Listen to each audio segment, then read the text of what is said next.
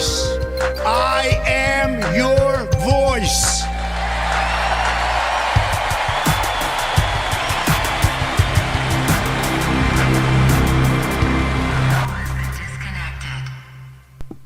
Hello, everybody, and welcome back to a brand new live stream. We are ready to go. It is currently September 26, 2024. That means we're 40 days away from the presidential election. We have new data. We have new metrics. We have new polls, some, polls that probably are going to be a little bit more accurate than others. But let's get some people in chat. We only have 117 viewers. That can't be right. Make sure you guys like the stream. I don't know what's going on with the view count, but we're not going to put the face cam on until we get 100 likes. I don't know where the people are right now. They should have gotten some sort of notification or something. But either way, I'm sure people will begin to pour in. Now people are popping up in the chat. We finally got 119. You know what that means? It means the face cam has to come on, and we have a lot to discuss tonight, but we're back. We're ready. We're 40 days out. This election, the election of our lifetimes, it's almost here. We're knocking on the door. This is not a drill. People are already voting in certain places, and we're going to get to the data out of Virginia because the data in Virginia looks extraordinarily good for Donald Trump. It looks very good for the Republicans. We're going to be getting into the current state of polling. And I will tell you guys, we have a new polling fundraiser. It's the first link in the description. We're going to go back in the field. A lot of people are saying, when are you going to poll again? Well, we're going to be polling starting October 5th. We can enter that grading period. So we're going to have to make the election mafia bosses over at 538. They're going to have to assign us a grade. Hopefully we're going to have a better grade. They're going to have to bend the knee, as they've done time and time again, and make sure you guys, if you want to send anything helps, $5, $10. Some people donate more, and that's fine, but we need to raise $15,000 for all of the polls combined. If everybody that is watching decided to give $5, we'd probably make a lot of headway there, and obviously I'm going to be taking probably some of my own pocket to put down in the polls as well, because the public needs the information. Regardless, we know it's a tight race. We know there's about 7 states that are movable, and you have election mafia, dumpster fire polling firms like Morning Compost. They are trash. They're compost. We've called in that for a long time, and we said it before 2020, and we were proven right. 2022, they were even more wrong in 2022. They got the popular vote wrong by 8 points. 8 points. If they get that wrong again, Donald Trump is going to win the popular vote by 3, and Atlas Intel is going to be proven right again. I'm not saying he's going to do that, but is it possible? Well, I think it might be a little bit more possible than some of the ridiculous state polls that we've seen that are contradictory. They went off the rails. They can't handle the electorate in the post, Biden era, Biden running for president.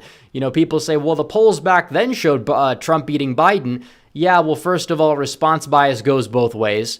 It's possible that these polls we saw that were like Trump plus 10 were not going to be accurate at the end of the day. We're a polarized country.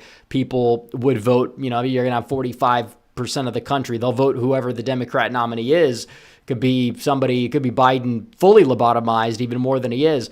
They're still going to get a decent share. We have a lot of stupid people in this country. You can't, necessarily take your eye off the ball regarding that, I will say.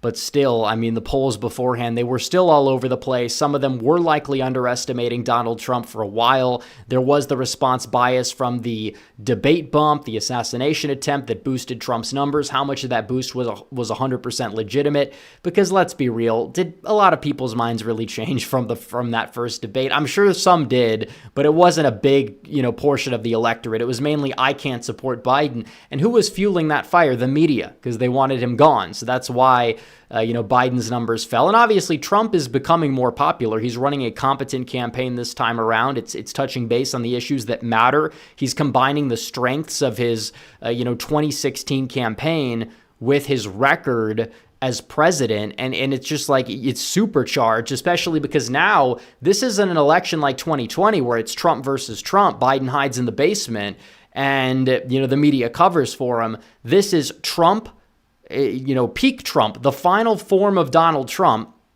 And he's going up against somebody who is tied directly, tethered to this administration's record. And even though Harris's personal favorables have gone up, some of that could be response bias. Some of that might be evidence that the polls are overestimating her, because you don't see public opinion shift 20 points like that on a whim. Never happens, regardless. But, it's possible that because of the glowing media coverage, people now view her more favorably. That doesn't mean they're voting for her, because at the end of the day, people care not if you grew up in a middle-class family or you lied about working at McDonald's.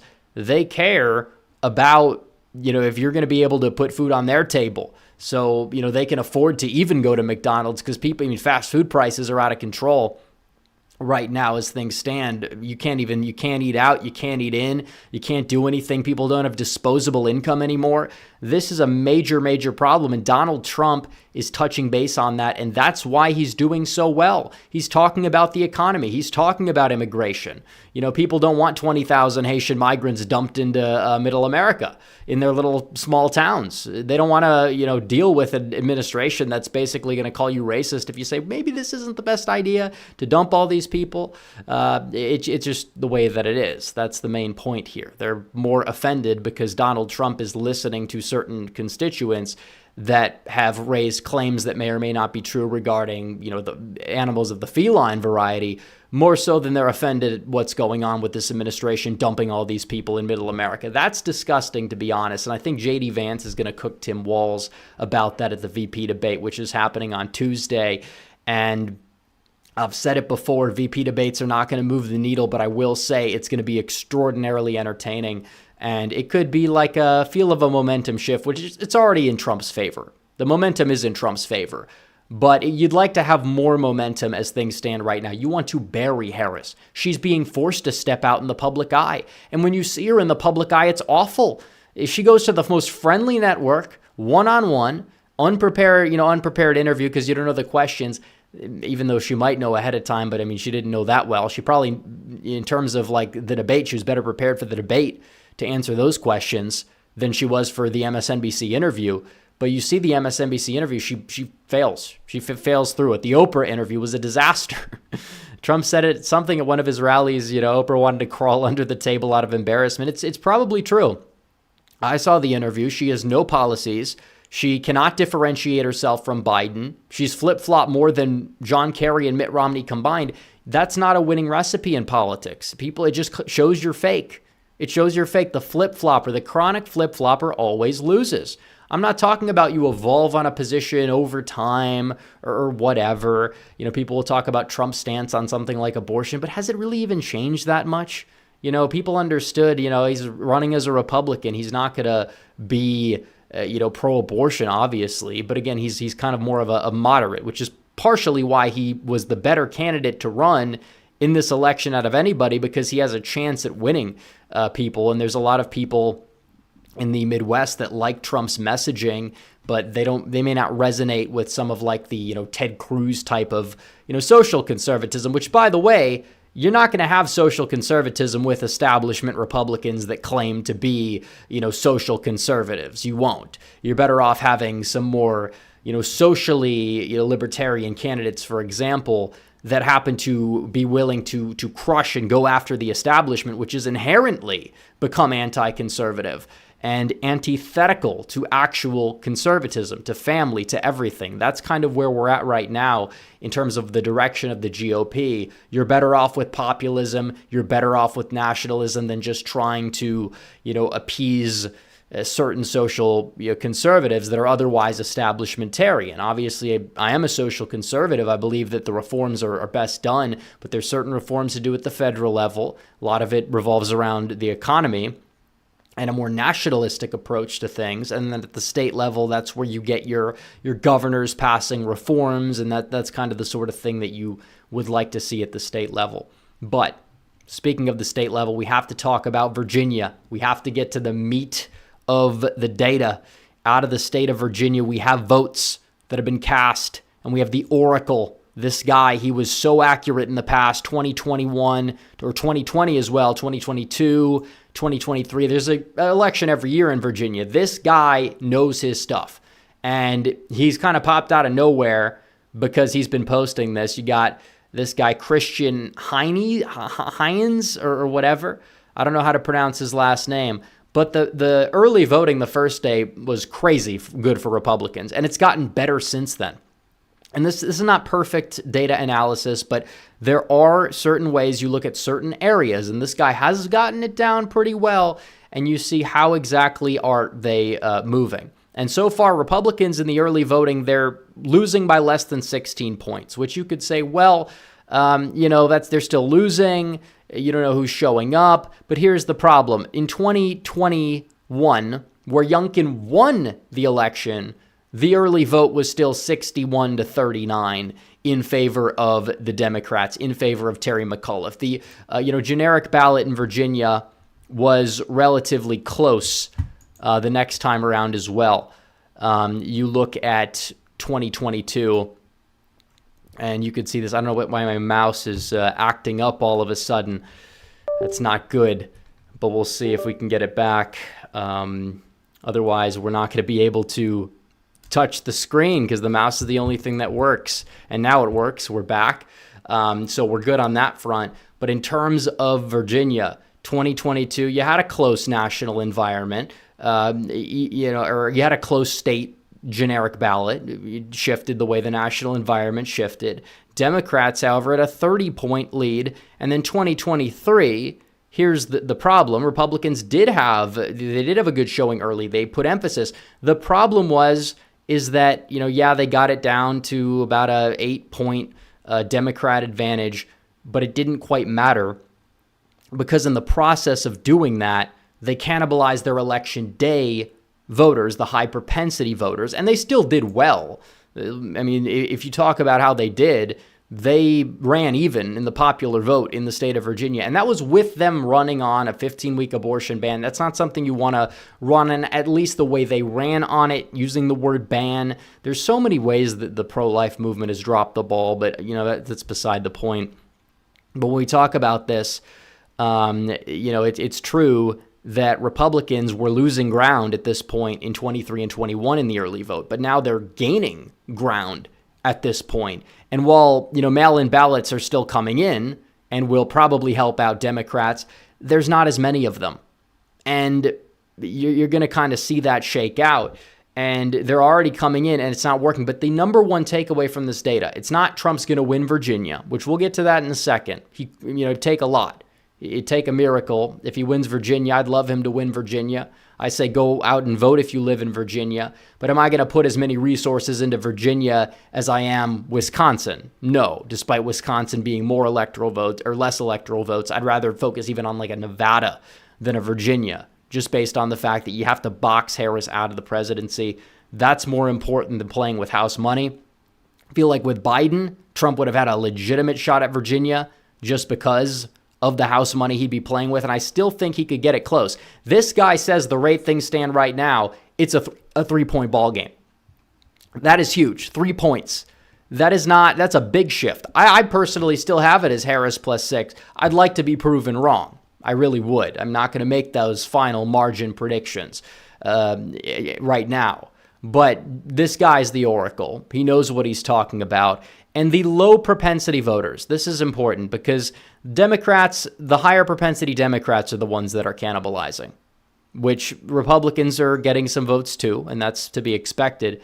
But when you look at the 0 out of 4, people who have not voted before, they're modeled to be Republican voters that will back Trump. It's like 3-1. Adjust for the differential in turnout, it's like 4-1, 5-1 that you're seeing right here in favor of these people. So there's the question, well, the new Trump voter, are they going to come out to the polls? Well, they're not a big segment of the electorate, but the voters who never voted in past elections will make up around 5-10% of the electorate, and they're voting heavily for Donald Trump. And this is the early vote in a state that Donald Trump is not anticipated to win. Then you see the 1 out of 4 voters. Those are maybe your presidential only. Maybe they only voted in 2020, haven't voted since. Already in the early vote. Early vote overall, Dems oversampled. Republicans are winning that demographic. 2 out of 4, it's 50-50. 3 out of 4, 50-50. The higher propensity, Democrats do have a lead. Now, the data's not perfect, but this guy knows his stuff better than anybody. Let's just look at his track record. You can analyze it. You can understand it. I've been pretty accurate in Virginia myself, judging based on the data. There's not a single person out there who got the margin down perfectly. Youngkin by like 1.95 or whatever, that's basically what we had it at. I predicted he would gain in every single county. People laughed at that idea. Oh, there's going to be some county McCullough improves in. No, Youngkin improved in every county, and it's because he had a wide-ranging message of appeal. He was not offensive to the Trump voter, and he did have some ties where he could appeal to like the independents. He ran a successful campaign. It doesn't mean at the national level everything translates, but what it shows is that he's popular. He got in there. He's changed the system. He's made the state GOP more successful. And that's all true, and that's all good. And the one thing I will say is people are going to be like, well, it doesn't matter because it's just Virginia, and it doesn't translate to other states if this is just all Youngkin's doing. But here's the problem with this. And I get it because people have PTSD from 2022 because, I don't know, they happen to not understand the turnout dynamics that impacted 2022. And this is basically what I get into with anyone that likes to come in and try to pick apart my 2022 analysis when they probably had the same exact analysis. The main problem is that I understand why it was wrong and they don't. And it comes down to propensity. It comes down to that aspect. Republicans used to decimate Democrats in midterms when they were the party of high propensity voters. That shifted. A lot of these millennials, Democrats in 2018, they did a lot. They invested a lot in getting their, low prop voters out and turning them into high prop voters.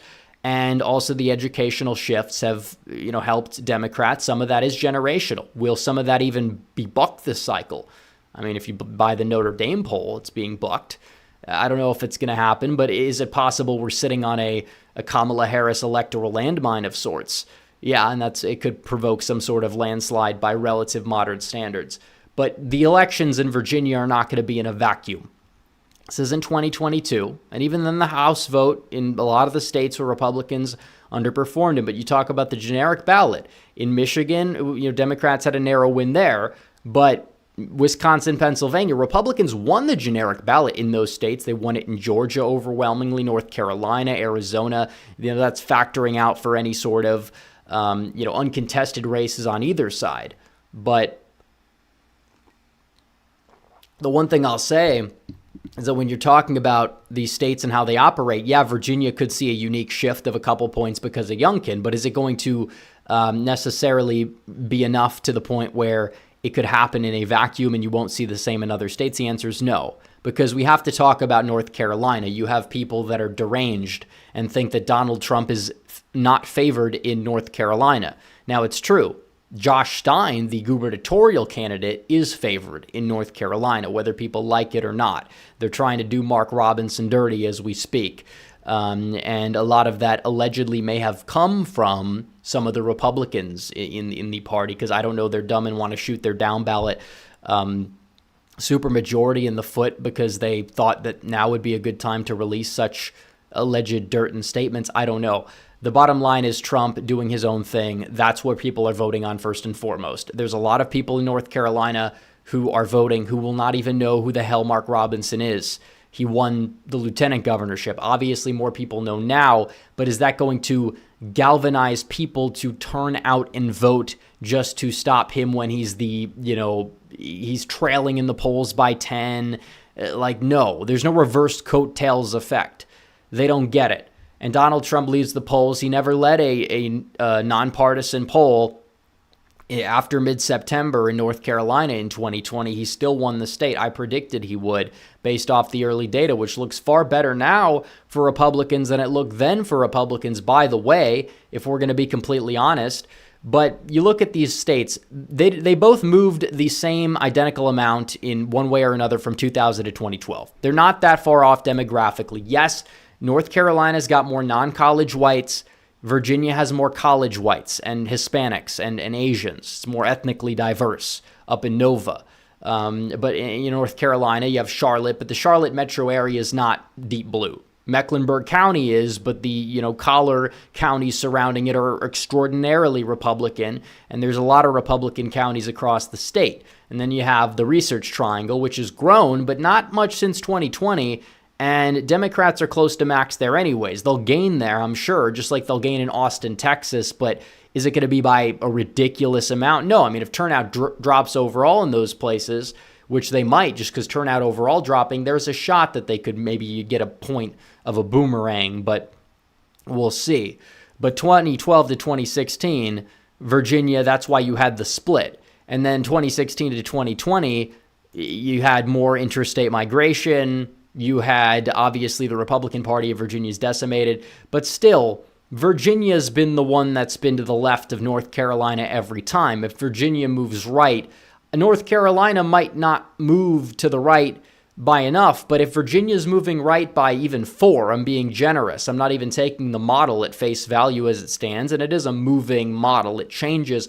North Carolina is not voting for Kamala Harris. They voted for Donald Trump over Joe Biden when Biden was in the basement. He had decent favorables as a result.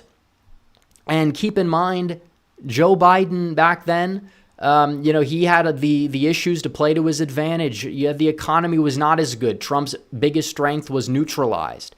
You had, in terms of coronavirus, that was a number one issue. You know what the number one issues are now? It's the economy and the border.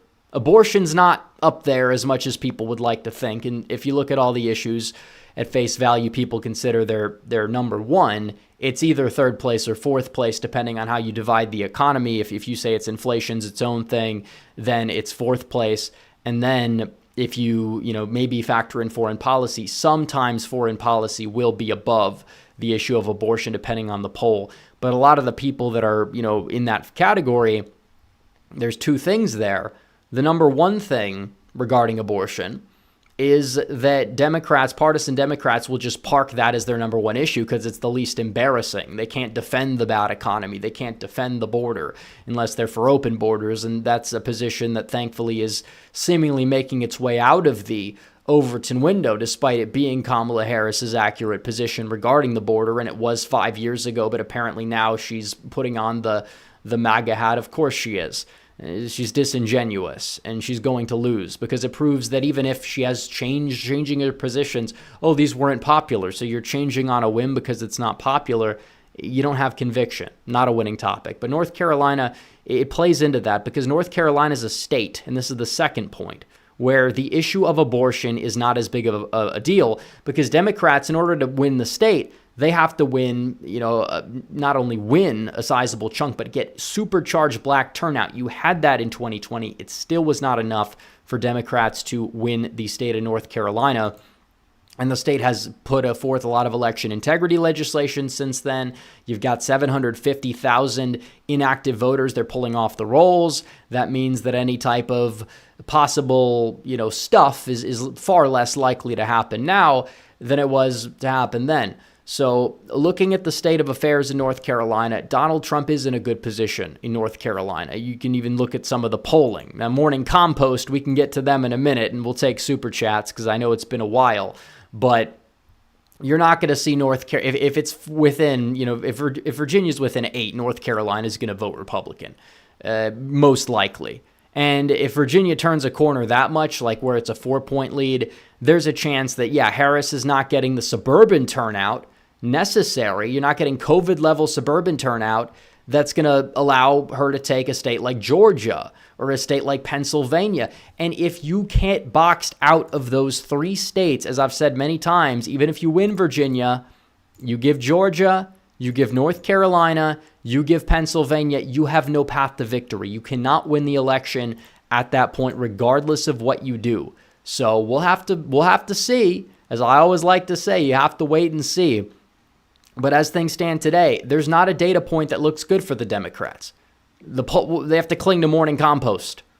Echelon Insights drops a Harris by 7 because, I don't know, they're drunk again. They were Trump by 1 when everybody was showing Harris surging. Now it's Harris by 7 when a lot of pollsters are showing Trump gaining more momentum. That's not exactly a poll that's likely to pan out and end the day in in the good graces of reality. We'll put it that way. So Virginia, North Carolina, we'll do a polling roundup. We'll take super chats because North Carolina, Trump v. Harris in North Carolina, and this is big. Trump leads by 0.7, but Biden led by about that same margin in 2016 or 2020. Trump and Hillary was up in October in North Carolina. She was up in October.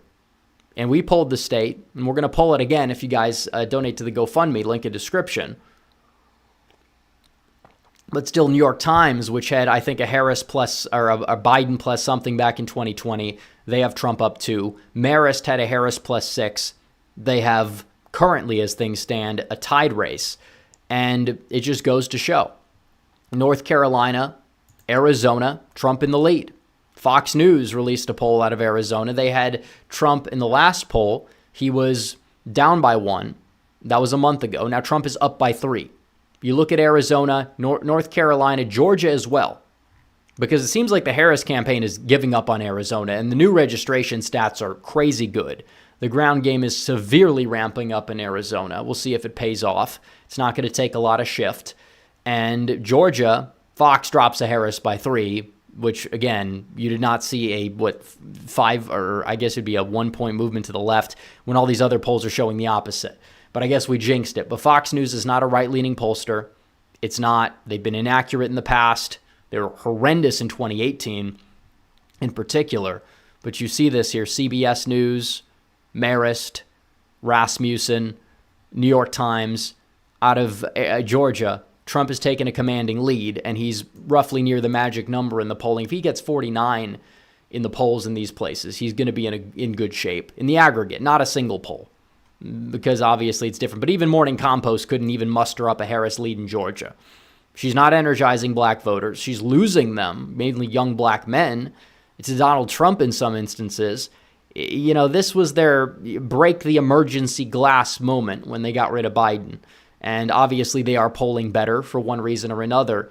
But is it enough for them? That's the question that we're going to see answered here on this show, on this channel, 40 days from now. We'll see. But you go to these other states, Wisconsin, and again, this is the problem with Morning Compost. They come up with a Harris plus 3. But the problem with that is their last poll was Harris plus 9. So there's no way that Trump is losing ground in the Sun Belt, but then gains 6 points in the Rust Belt in, a month? That's not how it works. We know that's not how it works. But the fact that Wisconsin is within 1, when we've seen a 7-point polling error, roughly, in both election cycles, that should tell you that Donald Trump is in a good position. And when you see the other polls where they poll the same people, the same demographic, the Teamsters people, and it's a ridiculous shift to the right in these white working class areas, Trump is getting more of these union voters than Kamala Harris. He's making that appeal. Immigration's a big issue. A lot of these states are cool with Trump's position on abortion, these independents, because Trump is not somebody who is campaigning for a national ban. He's somebody that's now accurately articulating that voting for Kamala Harris is not going to change the abortion law. It's not. She's literally president right now, or vice president. But I mean, she basically, let's be real, guys. I mean, she has the pull. She could do whatever she needs to do. Biden is not fit for president. Kamala Harris is she's the de facto. Yes, vice president, it's a ceremonial role, but in her case, it's a little bit different. And they keep flip-flopping on that too. It's like, oh, well, Harris, Biden put her in a prominent position of power. He's giving her assignments like the border. Now it's, oh, no, she never had any power because they know the record is trash. They can't even defend Biden anymore. They threw him under the bus.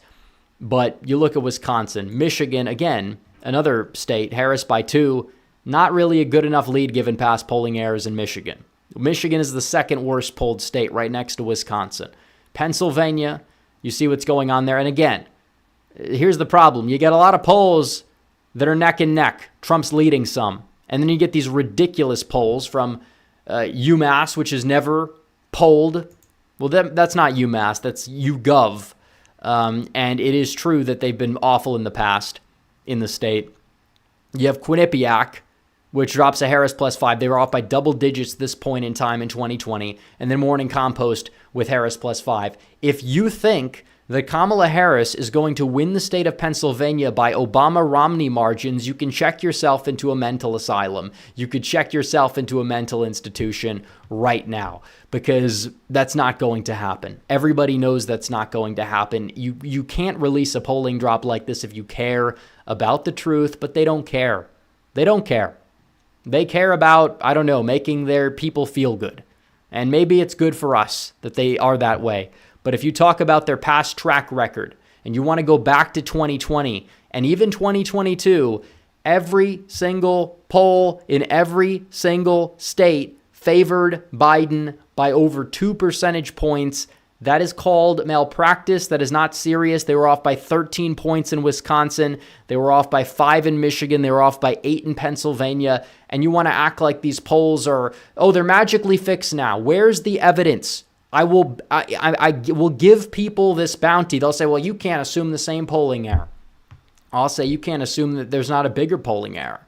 Because given the fact that Trump is, given this realignment, he's improving. And even in the midterms in some places, Republicans improved. Kari Lake improved in Arizona with working class voters. The problem is that there were not enough of them turning out. And according to the data that we have right now, a lot of these people are in Virginia. They're that low propensity voter group. They are showing out in a way they didn't show out in a midterm. They didn't show out in these other years. Just because Donald Trump endorses people doesn't mean that these people are going to vote for that Trump endorsement. Just like all the Obama losses that Democrats had in the midterms, where you had a piss poor turnout on the Democrat side from younger voters who became those high propensity voters over time, for a lot of black voters who now have become more high propensity because Democrats have invested. The problem is Democrats are now, they're slowing down these new registrations across the board because young people nowadays, they're more open to Trump, even among those traditionally Democrat demographics.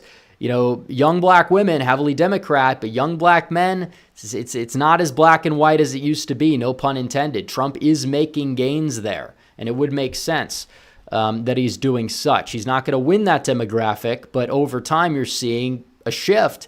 And in a state like Georgia, that can be a decisive shift, an absolutely decisive shift in a state like Georgia. And Donald Trump, and this is the last thing we'll touch base on, we'll get to the super chats. He's shoring up the Sun Belt, and he's going for the Rust Belt next. Tomorrow, he'll deliver remarks in West Michigan and Walker, Michigan. Then he'll be at a town hall in Warren, Michigan, which I love the town hall rallies. They're good energy enough. Trump gets to sit down. He gets to interact with voters face to face. He usually has a hype man or woman at these town halls that kind of soften the image. It's a good idea. Whoever is running this campaign deserves a raise, period. Whoever ran the 2020 campaign, they probably should be not working in politics anymore. But still, when you look at what we're seeing right here, Donald Trump going to Wisconsin the next day, southwestern Wisconsin, the Driftless area. Again, a lot of people do live within driving distance of that event. It's a good place to go because you want to run up the score there and you want to convert new voters there. That's the heart of a lot of these Obama-Trump voters, where these counties, these rural counties, you wouldn't think it nowadays, but you drive through rural Wisconsin, southwestern Wisconsin, it's all farmland. They were blue counties in 2008. Some of them flipped in 2012, but not by much. And then Trump is running up the score with these types of voters. A lot of it is because you have a more secular electorate, but they do happen to, the American identity message does resonate with them a lot. And that's kind of where that pull is coming from. And then Sunday, 2 p.m., he'll be in Erie, Pennsylvania for a rally. And then Tuesday night is the VP debate. That should be fun. But Erie, Pennsylvania, that is, that's the bellwether county. And I think Trump's going to win it regardless because it's a very working class county. He barely fell short in 2020. It's a bellwether county, they say, for the state of Pennsylvania. It could lose that status at some point, but Trump going there, again, northwestern Pennsylvania, you want to cover all bases. You want to make sure in every media market you go. The problem with 2020 in Georgia, He left a lot on the table. He didn't go to the Atlanta media market for an actual rally or like a formal public open event. You can't do that because it's where most of the state is. And you can't ignore these states. And Trump's not ignoring the states, and he is doing events. They're like, why is he not doing as many events? He doesn't have to do 30 events a day. All right, let's be real. Second of all, the guy survived 2 assassination attempts in the span of 3 months, and there's people arrested all over the country for trying to be number 3. There was a guy in Idaho recently. These crazy left-wingers, they're trying to do it, and there's different groups that claim to be for him that are trying to do it. The bottom line is the guy, Biden, you look at Biden 2020, 80 whatever million, you don't need to do all these rallies to get voters out. Now, he's doing enough. That's what matters. 1 a day, 2 events a day. That's more than enough. I don't have a problem with it. I feel like the people that are upset just happen to be operating in bad faith. He's going back to Butler on October 5th. That would have been an interesting rally to do, like the final rally before the election. But I don't know. Maybe he'll do that in Grand Rapids. Maybe he'll do that somewhere else. I don't know where it'll be. But we'll get to the super chats because I'm sure we have a lot of them. But we had a big monologue for a reason. And we have 1,800 viewers now. The viewer count definitely went up.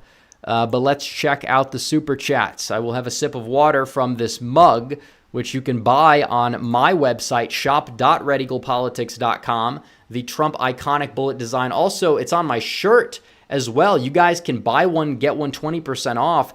All t-shirts, tank tops, and mugs. We have the inspirational quote on the back. They're not coming after me. They're coming after you, and I just happen to be standing in their way, and I will never be moving. Folks, that is powerful stuff right there. I'd recommend you guys go check out the store, even if you don't want to buy anything.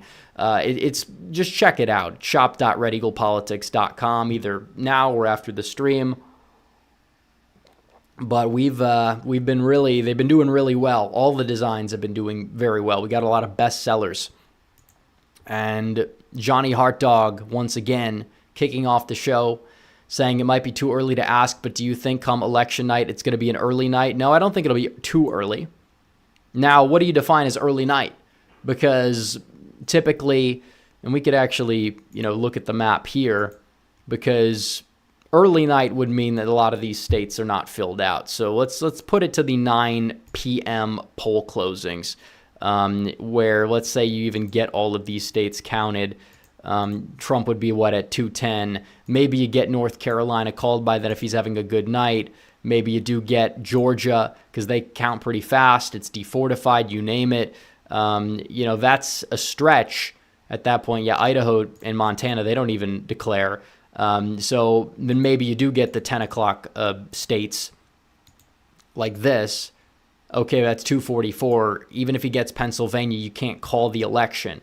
If Fox News decides to do something funny, which I think they will, and do an early call of a state, and it benefits us this time, just like 2016 when they called Wisconsin. Maybe they look at the AZ data, and even if Harris is ahead, she's not hitting her targets. They're like, okay, Arizona, we'll call it for Trump.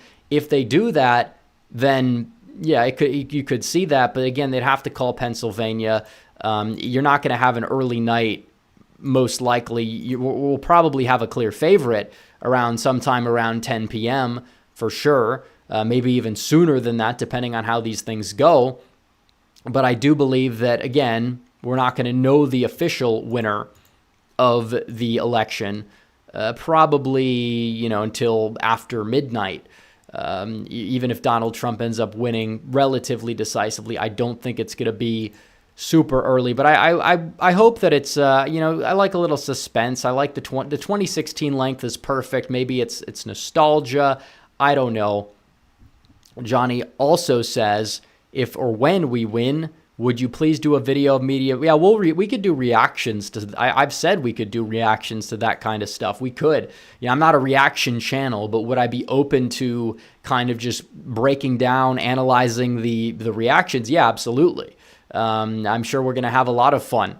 It's going to be a wonderful Christmas season if Donald Trump wins. There will never be another one like it. 2016 was epic, but this one, folks. We're in for a tough 40 days. That's the thing. We got to win. Otherwise, it's going to be, you don't want to go into the dark winter.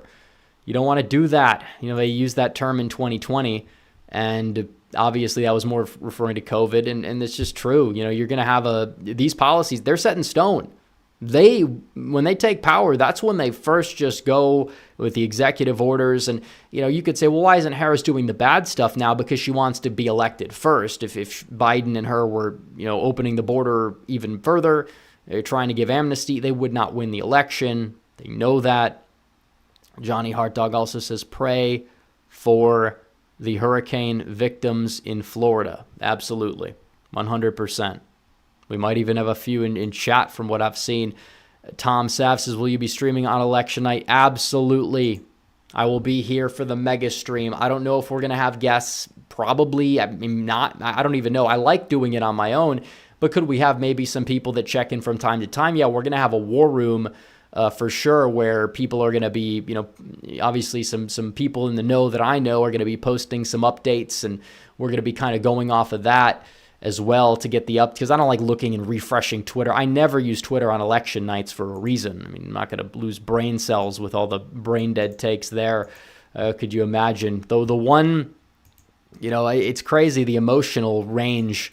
You see the early vote out of Texas, and Democrats will be winning it probably, as they were even in, I think, 22, up to a certain point. Oh, the Democrats are going to win Texas. They'll say, no, that's not how it works. It's called a mirage. Same thing with Ohio. And then on our side, you have the opposite. Rhode Island, Virginia. Virginia is going to come in very, very red because of the areas that report first in Virginia and what they typically... The mode of voting, again, now it may be not as much because of the Republicans' willingness to vote early could be a little different, maybe not as bad of a mirage, depending on how the final tallies stand. North Carolina also will be a blue mirage. I don't think Trump took the lead in North Carolina to like 80-some% of the vote was counted in 2020. It could be 70-some% when he takes that lead. So, be patient. I'll be guiding the thousands of people in chat through it. Ragdoll MMA says, do you think Trump does better in the Sun or Rust Belt? Well, it depends how you define that as doing better and what states you define as. If you're talking about these swing states, like the top 3 or the bottom 4, which is probably the best way to look at it, it depends. You can make the case that North Carolina would be the reddest swing state, but you could also make the case Wisconsin is the reddest swing state given trends. And it's not going to show up in the polling, but that's how these things go. So again, it's tough to tell. Michigan is going to be one of the more liberal ones. So maybe he will lose Michigan, but he'll take the other 6. Then, how do you quantify that as a question? Also depends on what happens. Are we going to see decent black turnout in Georgia? The early metrics point towards no, but you don't want to just base it off of that. Like I said, the metrics don't look good for Democrats right now. That doesn't mean that they can't improve. It doesn't mean that we're taking our foot off the gas. I'm here to relay the info. I'm not here to, make people complacent. But there's so many demoralization agents out there, and they're all, some of them are not acting in bad faith, but a lot of them are, and we know exactly who those people are, and it is disgusting. Some of the things they say and some of the things they do that basically they try to discourage people from voting. And I get a lot of discouraged people for one reason or another, and I just tell them, vote. I don't care what you think about the election. I don't care if you think that it's going to be full legit or not. Just vote. Like, complaining about it's going to make other people demoralized. And we have safeguards in place now we didn't have back then. You have mail-in ballot requests going down 80-90%. You didn't have that back then. And that's what they're not considering and taking into account because they're either dumb or they're acting in bad faith. Maybe we'll be nice and just say ignorant of the facts or whatever. I'm not saying everybody that's demoralized or doesn't know is dumb, but the people that claim to be these, arbiters of these commentators and they're trying to push the narrative. No, those people, they should know better. And they are dumb as a result. They're either acting dumb or they're acting in bad faith. There is no in between with that class of people. And we need to make sure we vote and prove them wrong. And they'll be seething because we understand. Base says, hi, Rep, been a big fan of the channel since 2020. I'm from North Carolina. I say people drastically underestimate Trump's support in the rurals and suburbs. Absolutely. The suburbs, In particular, it's like Trump won the suburban vote in North Carolina in 2020, I believe, at least in suburban Charlotte. And we could pull this up. I want to pull up the map as we see it here. But you talk about these counties, and yeah, they did shift left, and will they continue? That's another question. But when you see Union County, all these suburban counties outside of Charlotte giving Trump 63% of the vote, 72% of the vote in Lincoln County, they add up. And it also other counties like Randolph County, they'll say, oh, Greensboro's blue, but the county south of Greensboro is 78% for Trump, and it netted him 41,000 votes. I don't even know if Macomb County, Michigan, which is much bigger, netted Trump that much. But the Democrats that think they're in for an easy, tough haul in North Carolina, it's not like you have this massive influx of these like woke suburbanites to the Research Triangle at a uniquely high rate since 2020. But when you had it before that and a bad environment for Trump, the state still trended to the right to the compared to the national environment. Now, is that going to happen again? Maybe not, because some big states will move. The electoral college bias will probably change. Is it going to change as much as Democrats would like it to? No. If the national polling average is dead on, Trump is going to win in the electoral college, just given the state of affairs. And they could still be underestimating him because the polls, they don't know how to reach that unique Trump voter. And, a lot of the same polls that are in that national aggregate that are underestimating Trump, those were the polls that were not off base in the midterms in the states that people claim they're off base in. But again, when you can't compare a midterm year to a presidential year. It's impossible to do. You cannot do it. I am Charles says, what's the backup if Harris refuses to certify? We'll get there when we get there, man. I don't have anything to say about that. We're going to get there when we get there. My guess would be that it has to do with the fact that you're going to see a lot of pushback. You're probably going to have the left. They're going to try to do something. They're not going to give up power easily, but they're going to be forced to as well. The pendulum always shifts back in the other direction. We know that. Richard Mello, thank you for the 5. Steve Dow for 20 says this election is beginning to feel like 1980. Seemingly close, but broke big for Reagan down the stretch. Starting to feel like Trump +3 in the popular vote, a sweep in the 7 swing states, maybe a surprise or two elsewhere. Like what I've said is that, people will doubt the Atlas Intel poll. And I think that, as things stand now, I'm not ready to jump the gun and say Trump +3, which would be a landslide by modern standards, objectively. But when you talk about the Atlas Intel poll, they were accurate in 2020 and 2022, the most accurate pollster in the country. They drop a poll, it's Trump +3. The other polls don't drop that same result. So either they're doing something right and, the other polls are doing something wrong, or, the poll that was accurate 2 cycles in a row and kind of avoided a lot of the noise on either side of the polling, that poll happens to now magically be a trash pollster. Now, the answer may be in the middle. Maybe you get a Trump popular vote narrow victory, and they're one of the few polls. Maybe they overstate the support, but they're not the most accurate poll. And again, it's not their final poll. But that was a post-debate poll. You would expect response bias. They didn't get it. They didn't get any response bias. That's the problem. Marilyn Degatti, 83, says, do you think World War III will be the October surprise? I'd hope not, but you never know. Like a China-Taiwan incident, it's possible. I think World War III is going to take a lot of time to really develop. But this administration, they're going to try to milk anything for political gain because they have none. They dropped the email hack I was worried about, the Vance drop. It's all public information. Like if that's what they have, the supposed hack materials from Iran or whatever, and that's what they have, that's the dirt, they have nothing. And that does beg the question that, like, how are some of these people getting so close to Donald Trump after, the first mishap? And how is that even a thing? And it begs the question, Donald Trump, is his number one enemy right now, is it the polls? Is it the early voting data? Or is it him keeping himself safe before election? I'm not saying, and obviously people need to vote. That doesn't take anything away from that. I'm just saying, that sometimes, these things, the way that they're going, like what are these people that have been out to get this guy for 9 years and everything's bouncing off? How do you stop this guy? What's next? So you got to make sure Trump is secure and safe so he makes it. That's it. And as long as he has to stay on message, which he's been doing. I've seen it. Ever since that second attempt, he's been completely on message. He's been doing a great job. Love to see it.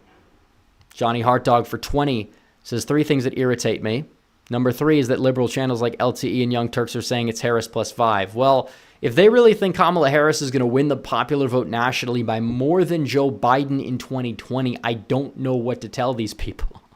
I don't know what to tell you. Now, that alone should be enough to say Trump's probably going to win this election. Harris does not have that appeal with the white working class that Biden does. She doesn't even have much appeal to white college men. White college women, they will move left, but are they kind of hitting a wall? Maybe past a certain point. Where are these voters going to come from? She's not energizing black voters moving right, Hispanic voters moving right, even little shifts. They add up. You're not seeing any sort of good positive indicator when you use common logic, given how bad the macro environment was for Trump back in 2020, and it's a neck and neck election. Right now, it's still going to be close because polarization and all, and the fact that they swapped out their candidate for another unknown who's now getting exposed every day, every time she opens her mouth. But it's a mess. But number 2 is conservative sites and channels doing like Gateway Pundit. Yeah, enough is enough. Or optimistic conservative channels saying Trump by. Yeah, I don't think the overly optimistic way is the best way to look at it. It's not. Trump is not winning New York. Sorry, but we can do the math on this. Give him 35% in New York City, 55% on Long Island, and 10 points more in every upstate county. He loses by 6. That's not good enough for New York. He's going to have to win 40% of the vote in New York City to have a shot. That's just not going to happen. He's going to make it closer, and I'm glad. I think he'd have a better shot at New Jersey. People talked about New Jersey before Biden dropped out. I still don't think he's going to win New Jersey, but it could be within 10. Delaware is an interesting one. Biden was screwed over, their favorite son. People laughed at me when I said it, but is it possible that it could be surprisingly close? Yes. And nobody's talking about the congressional race there either. I don't know why, but you'd feel like certain parts of conservative media, like the Daily Wire crowd, would be pouncing on that election and making that a big deal. But they're not for some reason, so we're probably going to end up with a transgender individual in Congress. Richard Mello says, rep with the fresh haircut. Voted early in Fairfax County last week. Get off your butts, people. No sitting on the sideline. Trump 2024. Well, I appreciate that. And yeah, the haircut, it got cut. Sometimes it gets cut a little bit too short the first day, grows a little bit. I'm sure it's going to get even better as it goes on, which is kind of the benefit of getting it cut about like once every 3 weeks to a month. But indeed, Gibran Salazar says, registered my coworker and my 19-year-old brother plus 2 in area. Well, there you go. Now get more people. If you're in the older generations, we got some older people. Make sure your kids are registered. Make sure you can get your kids, if they're of age, obviously voting age, get them voting for Trump. Hopefully you don't have, even so, you got to put your foot down. No, it's like so many people are like, my children are liberals. Well, I'm sorry, but whose fault is that? Okay, whose fault is that? I hate to say it, but it's like, seriously, guys, you got to put your foot down and maybe do it in the right way. You don't want, this rebellious edge sort of thing, but I don't know, folks. But get your kids, get your family, get your friends, coworkers, if you vaguely know their politics or you're comfortable talking about politics. Push the boundaries a little bit, even so. We got the country on the line, so there's ways to change the conversation. Pick apart somebody's take on the state of affairs. Talk about the grocery prices. Remind them. There's things that are easy to do. Let's see. Okay, this mouse is not doing me any favors tonight. Thomas Willingham says, I got to ask, man, so if we vote early and then right before the election something bad happens, we get our vote back.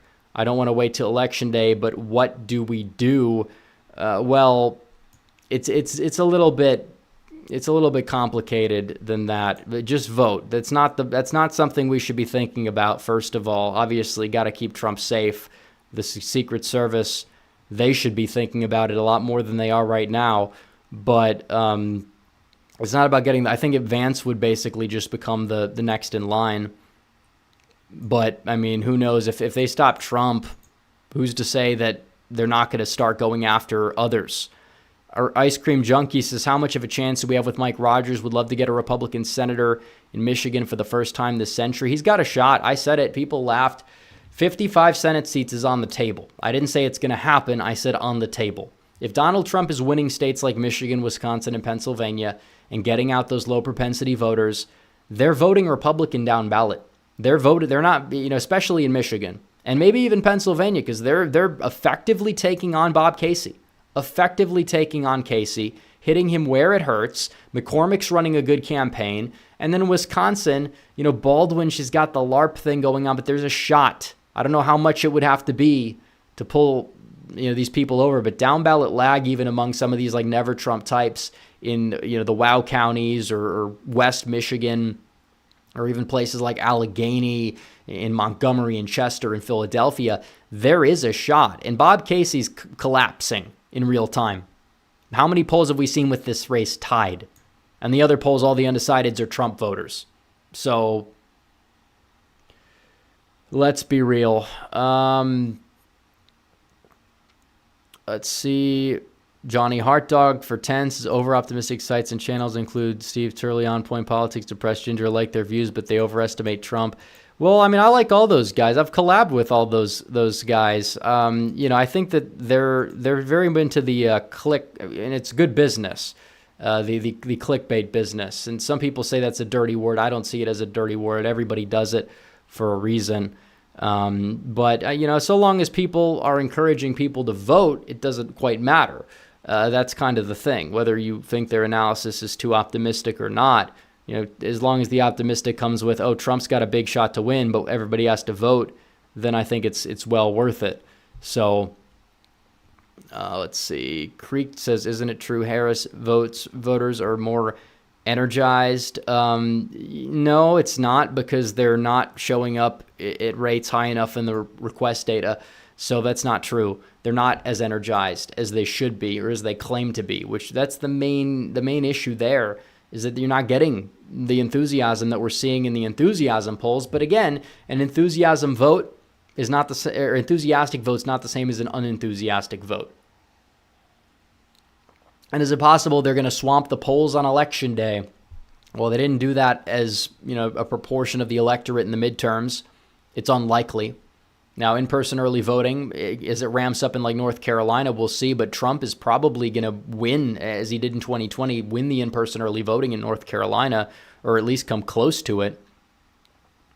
Steve Dow says, Johnny Heartdog seems like a nice enough fellow, but what's his deal? I don't know. I mean, he's a good, great super chatter. We love Johnny. He helps keep the lights on, as everybody else does. Jeffrey Bryson for 20 says, anyone voting for Kamala either does not do their research or want her to be president because she's a woman. It won't matter, though, when liberals are crying because Trump's their president. Trump fans 24. Yeah, and they're crying. You could tell they're toning down like she's a woman, vote for her, because like that. They tried it with Hillary. They're not even playing into the race thing as much because she doesn't fit that, and they know that she doesn't fit the average black experience. She grew up in Canada, raised by her Indian mother in Canada.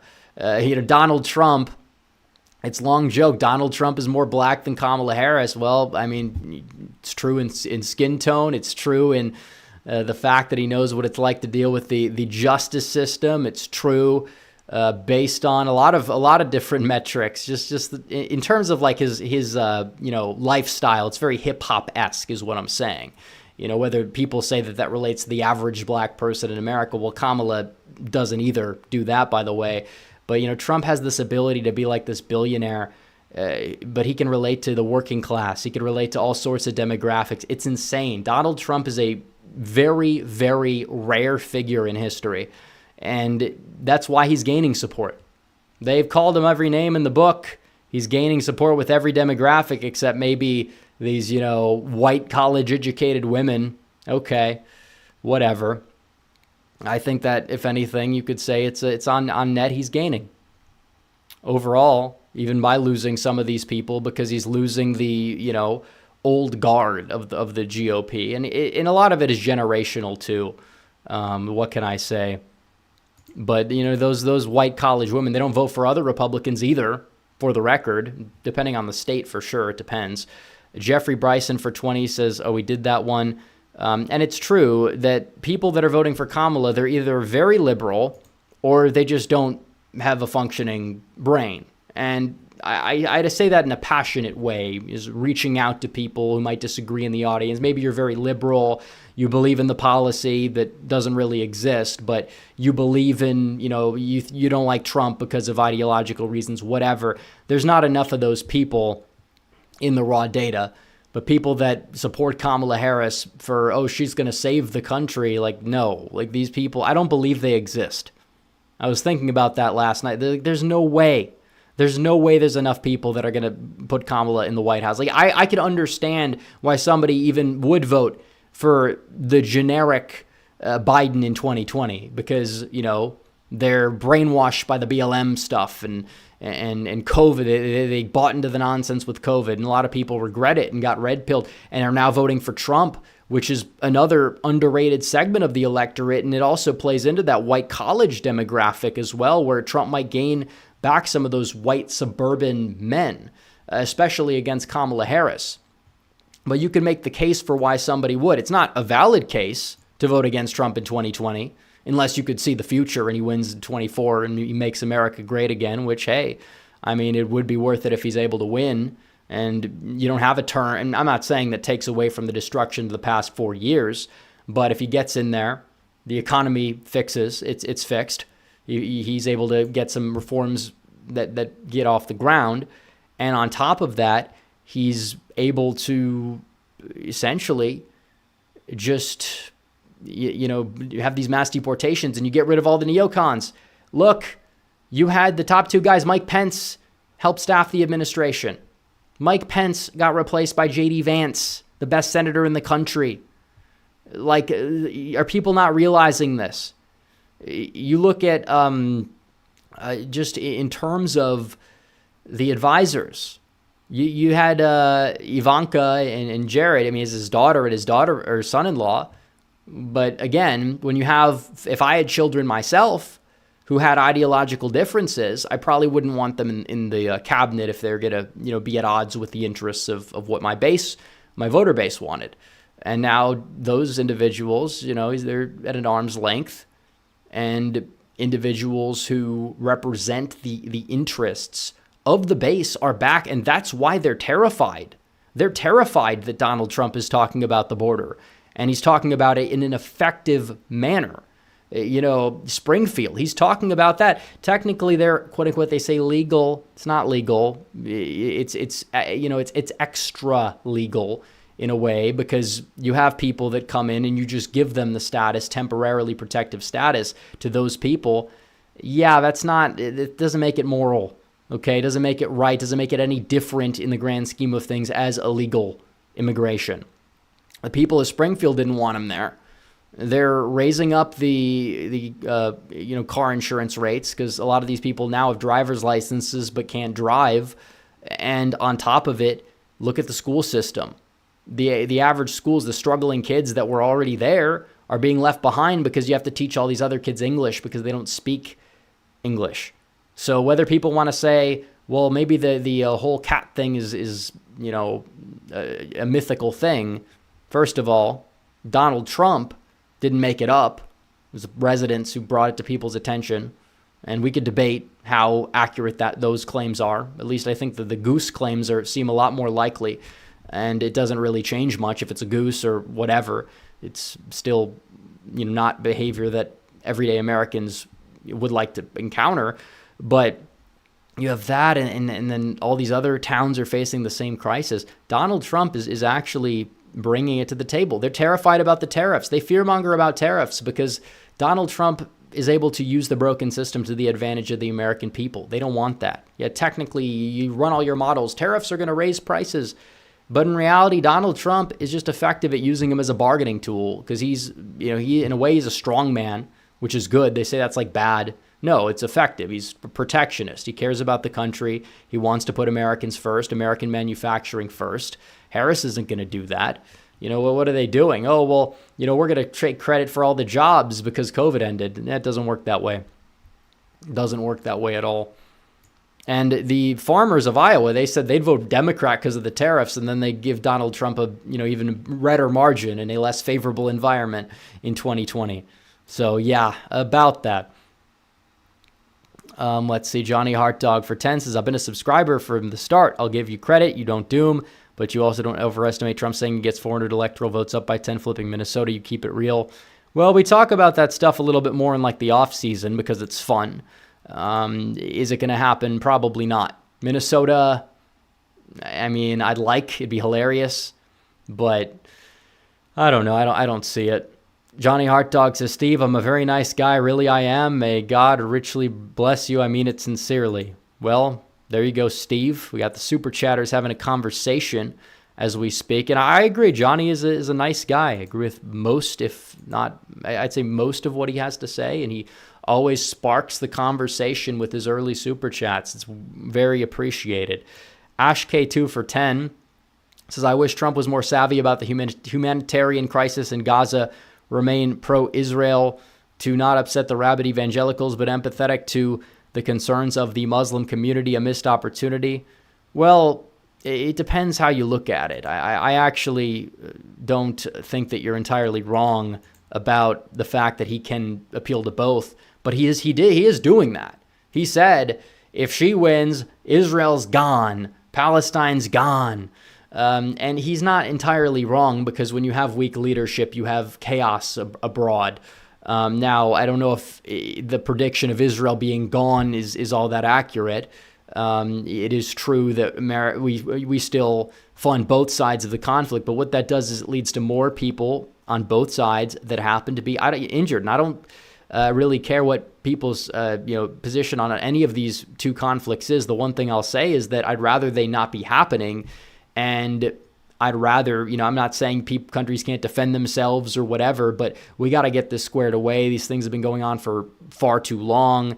I'm not pro-Putin because I think that, if there's a deal that involves Russia having territories that are largely comprised of Russians that happen to, want to be a part of Russia, it's not the end of the world if people stop dying, but there's got to be other safeguards in place to make sure that there's no further, invasions, whatever. You have to negotiate with people. They always say, don't negotiate with terrorists or whatever, but these people are powerful people.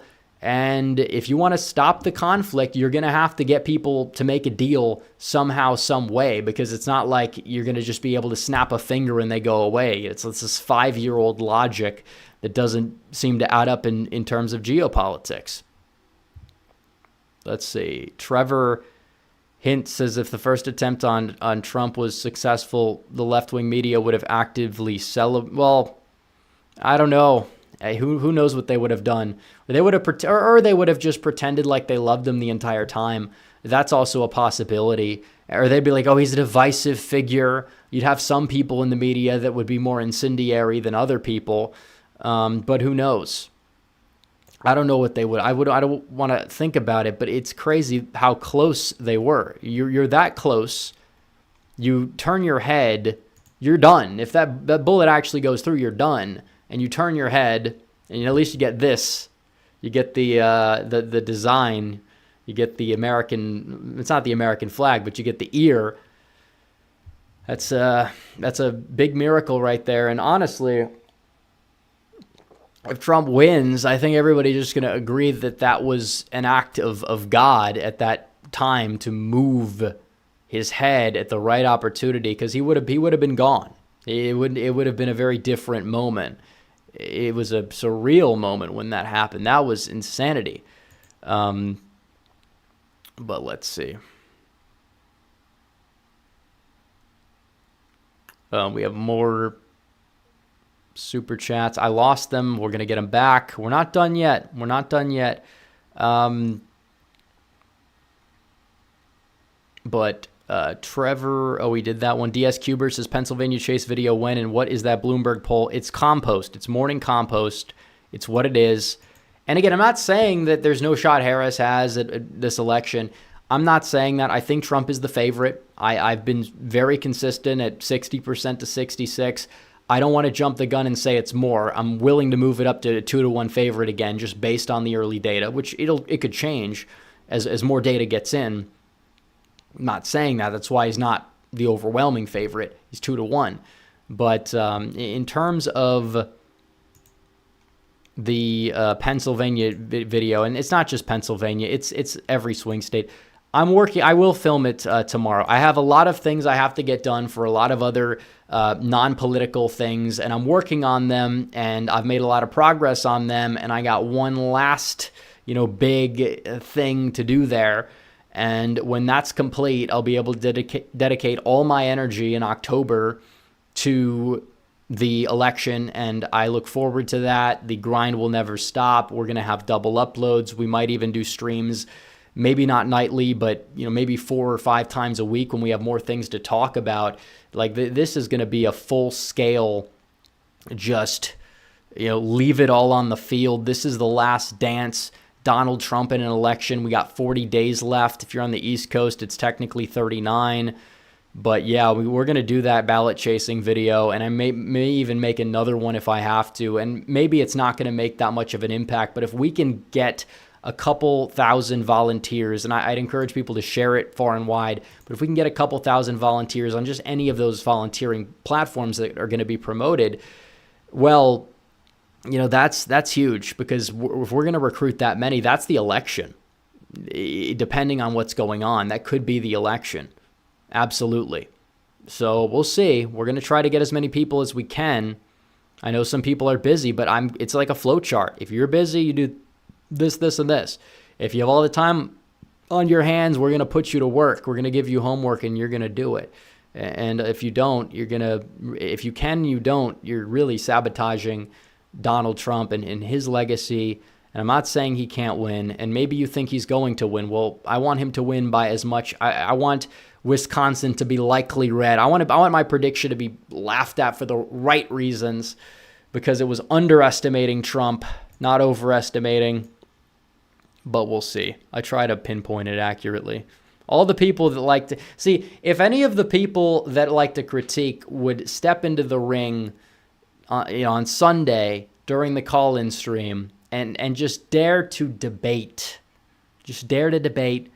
Well, I don't know, man. They would not end well for them, because they wouldn't stand a chance. They don't understand the autopsy report. Apex Caliber says, vote in Virginia. Trump wins there. Trump wins the election. Well, I say vote in Virginia, but how does that even play? Let's say Virginia's in a vacuum and Trump somehow wins it. You'd be already starting him off at 232. He could win without the Rust Belt at that point, but he probably would get North Carolina. Georgia's not enough to get him there. You can maybe say Nevada without Arizona, but he's up in Arizona. Like, this could be a path if you get Virginia. Like, it's good to have more pathways open, but it's not a top priority just because we're so close to boxing her out of 270 as things stand today. Morning compost can be there in the aggregate. It's not gonna bode too well for them, I'll tell you that much. But yeah, Virginia, you'd like to win it. You would like to win it, but we'll see. We'll see. Apex Caliber says SoCal doing a poll in Virginia. Maybe. I mean, hey, if you want to donate, if you guys want to donate a little extra to the GoFundMe and we have it left over, we'll poll Virginia. We will poll Virginia. And I had some guy willing to pay a couple $100 for a snap poll in Maryland for Larry Hogan. I don't think we didn't go through with it, but you'd be surprised how much people will pay for polls. And we still, the fact is that companies like the mainstream media, they will spend hundreds of thousands, if not millions of dollars in a polling cycle down the stretch and be very, very wrong. Whereas or they'll get the same result we get for, $1,500 for the poll. And we have it on the GoFundMe. It's transparent how much it's going to cost. We're not trying to inflate the goal for the sake of inflating the goal. And we'll be doing a fundraiser stream on Saturday with SoCal and On Point on his channel for the poll. And then I'll break down the results on videos, and those videos typically do well. But Ice Cream Junkie says, any chance New Mexico flips red in 28 or 32 since Trump is doing better with Hispanics? The problem is the professional class whites in Albuquerque and Hispanics not voting right enough. That's kind of the main issue. And again, the mouse is just trying to make my life harder and harder. I don't know if we got to square that away after the stream. Omar says, does Kari Lake stand a chance of winning?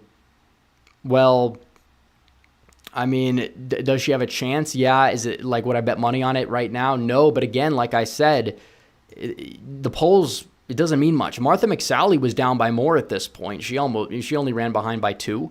If Lake runs behind by 2 and Trump wins Arizona by 2, he could win. I mean, people forget this. This whole Kari Lake hate, like it's real to an extent, and she's a figure that some people find divisive. But in the real world, she's got a high floor. I'm telling people this. She's not going to get below 47% of the vote, whether people like her or not. I think Gallego is a stronger candidate than people thought as well, because he's able to run this fake moderate campaign. Oh, look at me. I'm speaking Spanish. And again, I think that Lake, I mean, she has Hispanic appeal too, compared to most other Republicans. The other normie Republicans that people want, they'd probably do much weaker with Hispanics if Kari was not the nominee. But, I mean, she's not the favorite. But she's not down by 13 points like Fox News' garbage poll. And they're even worse in Senate polls than anything else. Apex Caliber says DeSantis have lost the MAGA support for DeSantis. I agree 100%, of course. They're clowns. These people, it doesn't matter what Trump does. And I think I've hit on the Twitter feed, just don't, not interested in this post. And the feed got a lot better. These people are deranged. And yeah, they're a big reason why I will never vote for Ron DeSantis at the presidential level. They've ruined any aspect of it. That's not to say that there aren't other reasons. But they, in particular, have showed their true colors. They're clowns. I mean, folks, let's be real. They're the Cruise Crew, the sequel, except they're far more insufferable and even more terminally online. And none of them are mentally stable, and many of them are presumably PSYOP accounts that are trying to sow demoralization and division. And by the way, it's not like they're being effective, because when you look at back when they had likes on posts, if you looked at who liked the post, it's all resist libs. That's like the watch guy, all these other people. It's all resist libs that are liking these people's posts and other dissimps. They all apparently live in Florida. Trump's going to win it by 10 plus, probably. Steve Dow for 10 says, Johnny, I said you're a nice guy. I just can never tell exactly where you're coming from. Rep, thoughts on the Gallup party ID correlating with the national popular vote? Well, is this their final one? Because, I mean, it is true. They have a good correlation. Even in 2022, they were not far off. It was like, what, R+4? So if that holds, yeah, that's huge. I think you'll see a Republican electorate, a more Republican electorate than not in 2020. In 2024. You will see that. I believe it. Timothy Postal White says, I can't wait to watch Lickman Meltdown come November. Yeah, I mean, look, here's the deal. People look at this guy as a prophet, and then you look at the electoral map he made with his son. Florida's blue. I mean, you lose credibility when you do stuff like that, but the person that has all the states, this state goes for Trump by 0.2%, and then in reality it goes the other way by 0.2%, then you're the bad guy, you're the clown. But no, blue Florida, that's fine. We're not going to gloss that over. It's malpractice. His model does not add up. But the funny thing is, if you actually stayed consistent, his model would have Trump winning. It doesn't. That's my main issue with it. Mike Oxart says, I feel like blaming Iran for the unaliving attempts as a psyop from the neocons to stage war military conflict. I mean, hey, look, it's possible. I'm not saying it's not. I think it's entirely possible. Absolutely. I don't know. They could be behind it, but it could be other stuff. Okay? I can't confirm nor deny. But that's true. Salamander for 3 says thanks. Well, thank you, I guess. Ash K2 for 10 says, I keep seeing liberals like Brian Tyler Cohen making posts such as, Republican ladies, your husband doesn't need to know. It's disheartening. So many Americans believe conservative men are abusive. Well, like, that's the thing, is that why are they assuming that Republican women are going to vote for Kamala Harris? If they're Republican, they care about, a lot of issues. They're not, like, going to be super pro-abortion. Yeah, especially even the legacy Republicans, like in the suburbs, like the Romney types. Romney was much tougher on that issue. Like these were like the more theocratic in brand nature conservatives. And there's obviously a wing of MAGA that is as well. I would say I'm probably, when it comes down to that stuff, more of a social issue, depending on the issue, hardliner than some of these people. But still, the mouse is dying. That's not good. It's not good at all. I can't even see what's going on here. I guess we could read the super chats. Potentially. See, the mouse on the laptop dies, then the additional mouse, I don't know what the hell it's doing. It's just a mess. It's a mess. But let's see. Hopefully, I kind of got it back, but we got to fix that. Shannon says, Red Eagle, where are you based out of? I live in Texas and also Michigan, depending on the month. But right now I'm in Texas. Ricky D says, Trump is down in the odds because there's a chance of assassination. I don't think that's necessarily it, but you never know. Matthew Foxtrot says, thoughts on Mark Robinson can cost Trump North Carolina. Reverse coattails don't exist. It's not like Trump is actively embracing Robinson to the point where, it's going to actually hurt him. Like, I've covered this before. Robinson's not in a good position. I agree. Maybe Trump will help him stop the bleeding, but still, like, no. Antanis Andriatis says, do you think there will be a lot of shenanigans this year, and do you think Trump will win, or is Lichtman's prediction right? Well, if Harris wins, it's no thanks to Lichtman. We've covered that. And there is less, and I've said this before, I answer this a lot. I'm not saying that everyone asking the question is understands the unproductivity of the question, but what I'm saying is that if we're going to be completely honest here, look at the mail-in ballot request being down that much. There's a lot less room for it. Now, that doesn't mean it can't happen. I'm not saying it can't happen, but there is much less room for it to happen when you have much less mail. And that's, I guess you would say, good news for Donald Trump. Ice Cream Junkies has thought Wisconsin was the most conservative, but now it's looking like Pennsylvania. Well, the polls in Wisconsin and Michigan are way off usually. That's the thing. Mass 6 Man 1 kid says, can we talk about the recent Bloomberg numbers? We covered it. Andrew Byers says, what are the odds Ohio, Florida, Iowa, Texas all go 10 plus for Trump? And what will it signal? Well, it means Trump might have a better shot at winning the popular vote, and it means he probably wins Pennsylvania and Wisconsin, depending on the margins in Ohio and Iowa. But let's see. Mike Oxhart says the backup to Harris refusing to certify is national. I don't think you're going to see that happen, realistically speaking. She's going to have to certify. You might have a Dem, and they're not anticipating a Democrat reaction that's not a peaceful transfer. But if Trump won in 2020, could you imagine what would have happened in the streets? We saw it in 2016 to an extent, maybe less now, because I don't think the public is as anti-Trump, but you might have some, liberal actors do something. I don't know what it's going to be. Nick C says, good evening, Rep. I'm a 21-year-old conservative Hispanic from Texas. It'll be my first election I'm eligible to vote in, voting Trump and red down ballot. There you go. And we need more first-time voters, but that's +1 for Trump in Texas. Arnie Hernandez says, why are suburbanites obsessed with character? Because look, these people, they care about being trendy. The suburban women, the stereotypical suburban woman. Not all of them, of course, but your affluent suburban women. That's like your Romney, Clinton. They're not as big in number as people think. But no, they don't have to worry about grocery prices. They don't have to worry about immigration. They live in a gated community that looks like it's 1965, middle America still. So they happen to just be out of touch with the average, working class voter in the country. And as a result, they just happen to be out of touch. And you'll see, even in some of these other places, like if you talk about the income, Democrats are now the party of the upper class. Now the poor white voters usually voted Democrat even up into the 90s in some places, and depending on where. Social issues, they'd vote red, but economic issues more blue. That's changing because populist economic policy, whether it's protectionism or an actual more nationalistic centered attempt at trickle down, that's what they call it, but it worked. If you look at the data with Trump's tax cuts, they're going to be more likely to vote Republican, especially just even based on brand this year. Trump is like the economical candidate. Harris can't, fix the economy if it was her last possible thing she could do in office.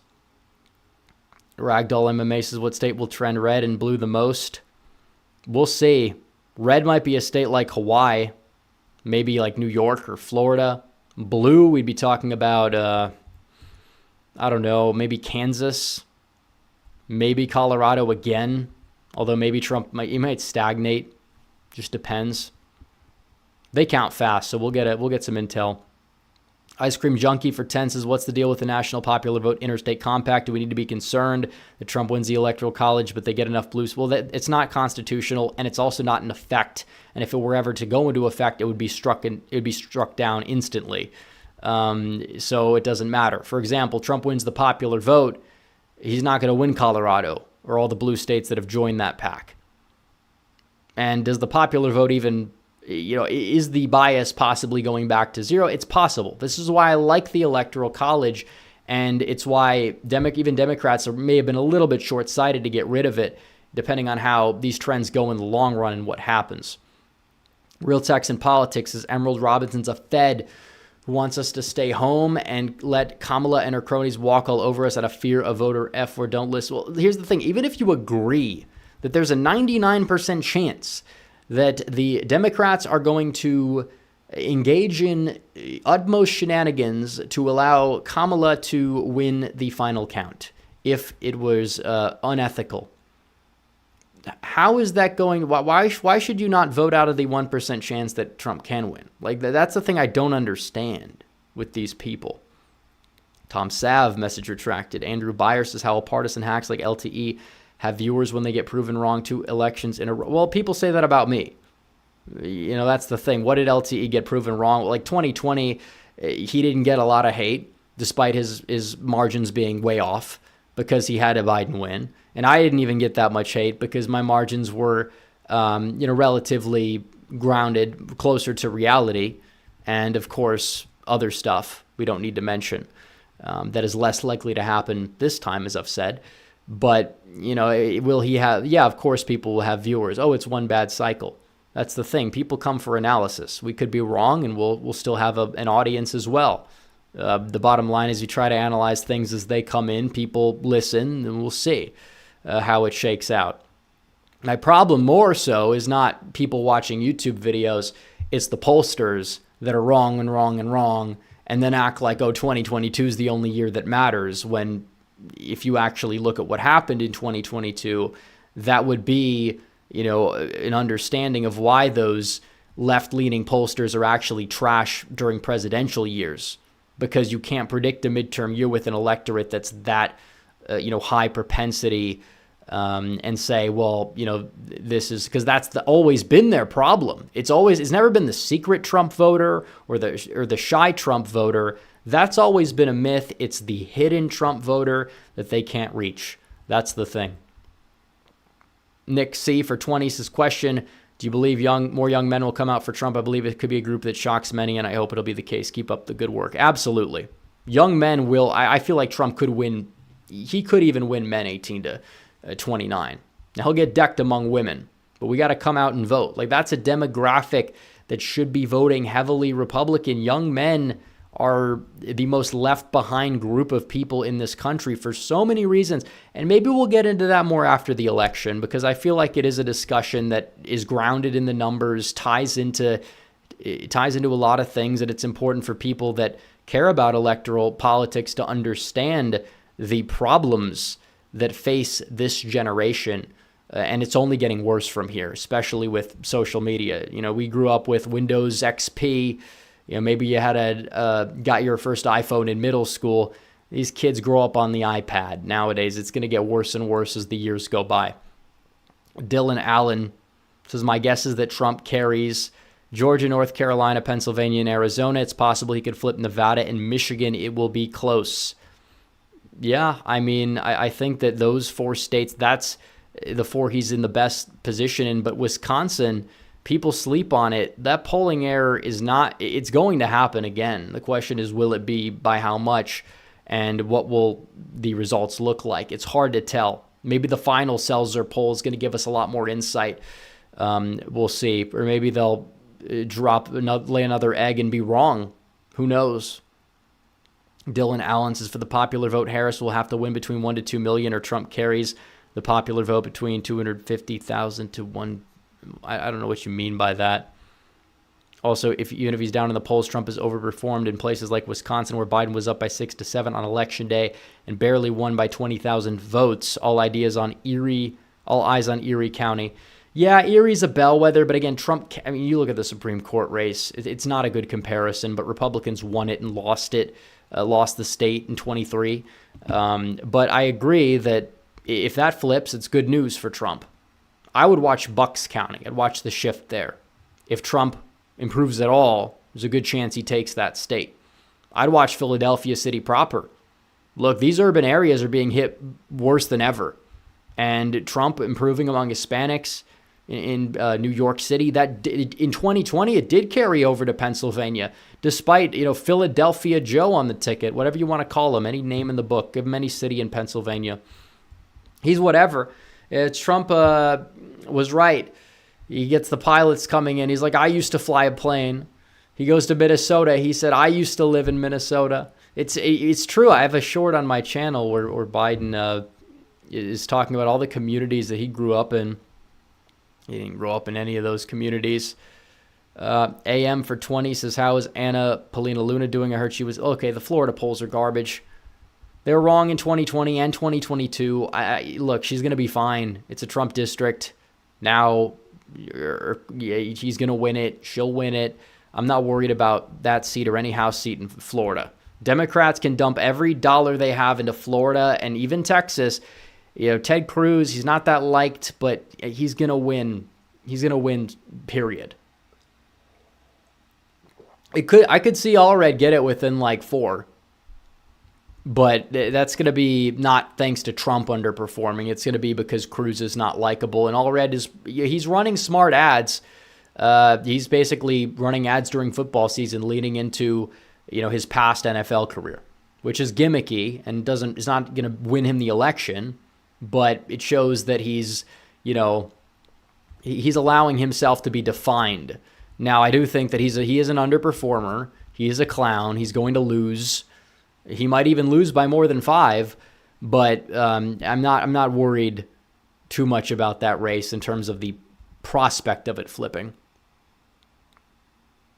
Medic for 5, thank you. Ravino says, why bother?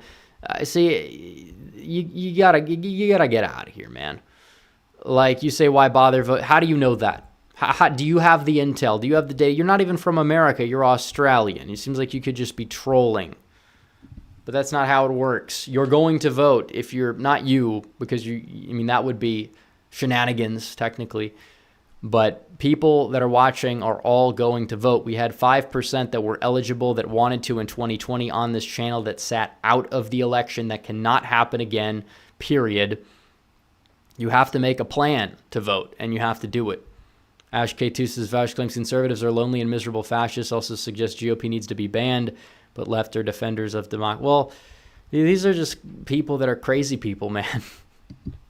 Like they don't resonate with voters. You run this guy for Congress anywhere, he's gonna get destroyed, and that doesn't even take into account his personal baggage, which is crazy, including his policy baggage.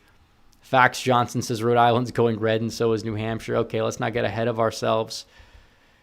We're getting down there. We're getting more we're continuing the super chat. Stefano for 70 Canadian dollars says, do you think the Trump campaign can stop the redacting? Is there a master voter list to hold votes accountable? Well, here's the deal. They've got a lot of okay, mods, get the guy in chat. What are the mods doing? They're sleeping. Get him out. Get him out. I have to do it on my end because I don't want to. I'll have to reset the mouse when it's time to end the stream. Where are the moderators? It's 10 o'clock. Okay, there you go. Took long enough. I get him in the comments section. I got to get him out of the comments too. But again, the deal with Arizona in 2022 was not like a set form of like, oh, they faked magic ballots or anything. It was the fact that you had overcrowded polling places that, we ran out of ballots in certain places and certain things, redirecting people around. And that's why I tell people to vote early so that stuff doesn't happen. Maricopa County is a disaster. We have to vote early and beat it. Carrie Lake told people to vote on Election Day. Now she's changing her tune. Now Trump is changing his tune. But they have a lot of safeguards in place. Election integrity laws have passed in Arizona, even with the Democrat governor who was backed into a corner and signed it. I'm not worried about Arizona as much. They'll count the votes over 5 days, but I'm not exactly as worried about that prospect in AZ. Same thing goes for Georgia, which is defortified. North Carolina, Trump already won. It's been defortified. Pennsylvania, Michigan, Wisconsin. Still, I feel like what we're seeing in the data is not enough, mail-ins so far in both states. So we'll see. But I'm confident you're going to see turnout dip. Period. You're not in a COVID year. It's going to be a lot more difficult, in my opinion. It could get ugly for Harris, depending on the turnout dynamics. Roxy Loyola for 10.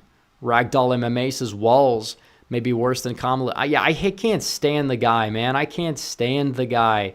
He is such a clown. Oh, we're going to put up this guy. How do you do, fellow white people?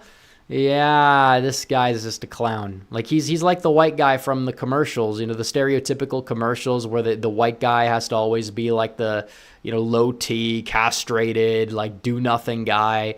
Like that's Tim Walz personified. He's that personified. And, he tries to act tough at times, but it comes off as low T. He's a liar. He lies about everything. This is the worst qualities you can have. He's all of them. Democrat, that's bad enough, but oh man, he's a clown.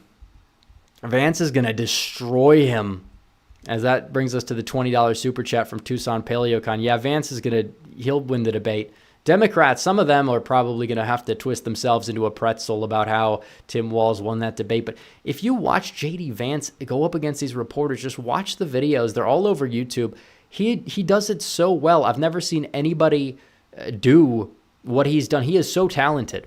People say that he doesn't have like a lot of charisma, and I mean he's not Donald Trump of Trump 2016 level of energy like Billy, but he off the cuff he's a really good I've called him it's like having that flex option in fantasy football that you just put in and they overperform week after week after week. That's what he is for this ticket, and he's doing a really, really good job so far, and he's growing on a lot of people. They said he's like uncharismatic. Well, I disagree. He has a lot more charisma than somebody like a Ron DeSantis. He's not Vivek Ramaswamy, but his name fits on a bumper sticker. So, I like Vance a lot. Spence Callis says there's a hidden black vote for Trump black men. Well, he'll get some. I agree. He's going to get some. Black men under 50, mainly. But under 30, he'll do extraordinary. You could even talk about 1 in 3. Because you have this shift. You have a big gender gap in the black community. And you also have the old era, civil rights era and a New Deal, black Democrats that have kind of, it's fading away, or at least as a share of the electorate.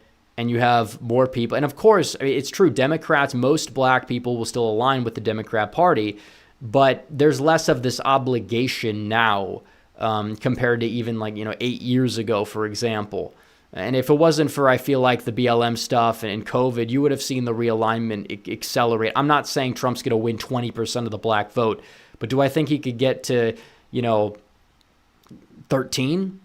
Yeah, absolutely. Could he crack 20 with black men? Yeah, he could.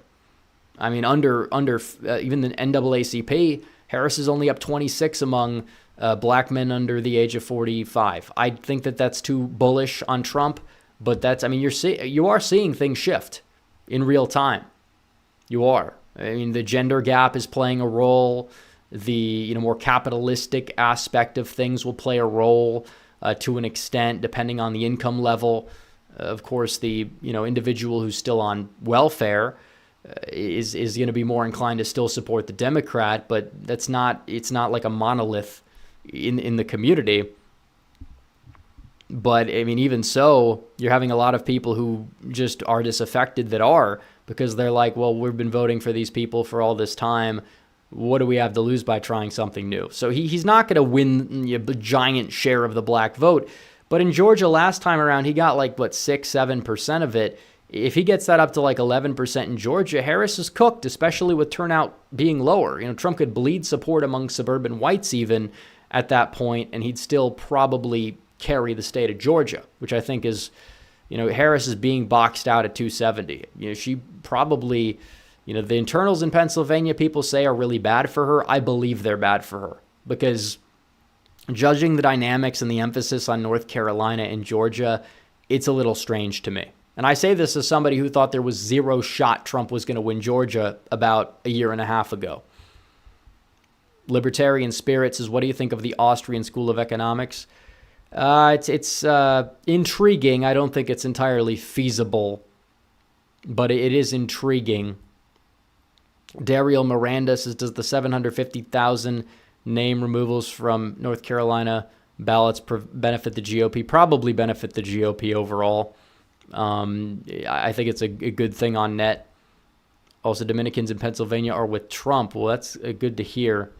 I know he's going to probably improve a little bit with the Puerto Rican voters in Pennsylvania. That's why he brought on that one famous guy that nobody ever heard of, but he's really famous in the Puerto Rican community in Pennsylvania. They're like, why did he do it in Pennsylvania? Well, I mean, there's a big Puerto Rican community in Pennsylvania, so let's be real.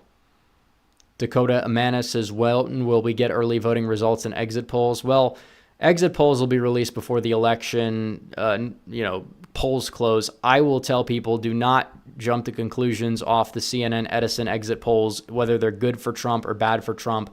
They change. They're the least accurate exit poll. AP Votecast is better, but even then they update, they change. The exit polls are, they're a general guide, and they're usually not accurate when you look at the precinct data. They're not. And I say that as someone who's studied both for the past 5+ years, even before the channel. Tasmanot says, I'll say it, it'll come down to Pennsylvania. They'll, okay, look, like I said, they don't have enough baked into the cake in the mail-ins where they're able to just pull, hundreds of thousands, which I'm not saying they had hundreds of thousands of shenanigans. There was not that many in Pennsylvania. Not every one of those mail-in ballots was sus. Some probably were. By how much, we'll probably never know the answer. I don't want to know the answer. I want Trump to win this election. But Rasmussen underestimated Trump in 2020 in Pennsylvania. It's going to be close. I think Trump's going to win it between 1-2. And there being less mail-in ballots means that there's less ballots circulating. There's less room for any possible shenanigans. If it's down 70-80%, like even in the midterms, Dr. Oz lost fair and square. Whether people like the guy or not, it's just true. He did not have that appeal. You had a drag on the top of the ticket. Democrats outspending Republicans in the state of Pennsylvania. significantly at the gubernatorial level. Dean Cream between says Trump gets 312 and GOP wins 54 seats and the Senate and 225 plus in the House. Then we can get America back on track. Yeah, and that's the thing. This is going to be a more valid majority than the Ryan majority, where you had people like, how many of those Republicans in that quote-unquote majority are supporting Kamala Harris now? Like, let's be real. It's very evident that Trump is changing the GOP for the better, and all the clowns, if Trump wins the election and what you say comes true, which is a very valid possibility, the people that say we have to get Trump out of the way is destroying the Republican Party, these people deserve to never talk about politics ever again. These people are insane people, and I've said it for a long time, and hopefully will be vindicated. That there's so many reasons why I want Trump to win. That's in the top 10. That's in the top 10. Antonis Andriadis says, do you think the election will take 5 days again, or will they? It depends on the margins. We're probably, Arizona took a few days in 2016 as well. It's just that Trump was up by enough consistently that CNN called it on election night, and we'll see what happens this year. Because again, if you see an early call in Arizona, but it's the other way, whether you want to say Fox has the guts to do that or not, we could talk about that. But they did call Wisconsin in 2016. I know times have changed, but it just depends on how the margins go. You probably get Wisconsin called on election night. We did almost in 2022. You probably get, you'll get far in Pennsylvania. You'll get in the 90s. You'll get in the obviously most in Georgia, in North Carolina. I think we're going to have a winner. I think we're going to at least go to bed knowing a clear favorite. So we'll see when we get there. Dova Budgie 100 says, hope Trump renames Fort Moore back to Benning and the rest that got changed out of wokeness too. Also, I registered a voter for Trump. There you go. And we're bringing it all back. We're bringing the Redskins back. We're bringing everything back. That's the real Project 2025. We have to undo the damage that they've done to this culture. You talk about conservatism at the national level, that stuff, and just strong manning your way against this nonsense. That's how you do it. You make an example out of people. And of course, the woke capitalism is down. We could debate why that is. Maybe it was the Bud Light thing. Maybe it was other stuff. Maybe it's because it's an election year and they don't want to overplay their hand. Well, they did that a lot in 2020, and you'd think they'd be doing it again, but I don't know. Nick says, it's funny you quell the F-word worries after promoting it for 4 years. It's entirely the right's fault for diluting itself. Well, you haven't been paying attention to what I've said. I've taken a lot of hate from people on your side of the argument, and I've taken a lot of hate from people on the other side of the argument that gets upset because I don't think that Donald Trump won Michigan in 2020 because the margin's too big for any form of whatever. There's people that believe Trump won California. There's people you can't reason with. I've always been one of the first people to push back on those people because I care about the facts. I don't care about trying to appease people like them. I don't care about trying to appease people like you. There's no delusion here. You look at some of the precinct data that I've analyzed, that I've studied, certain areas, and I've said the narrative about it is usually wrong. And people are in good faith. They don't understand what happened in 2020. That doesn't mean that you have to go out there and say, well, you're actually at fault for people thinking this. This is not how it works. It's not how it works at all. So, like I've said, we have to get people voting, as much as possible. And, I've been wrong about things in the past, and I've changed my tune. That's called growth. It's okay. There's nothing wrong with that. But I will say, oh, well, it's funny because you started this. I didn't start anything.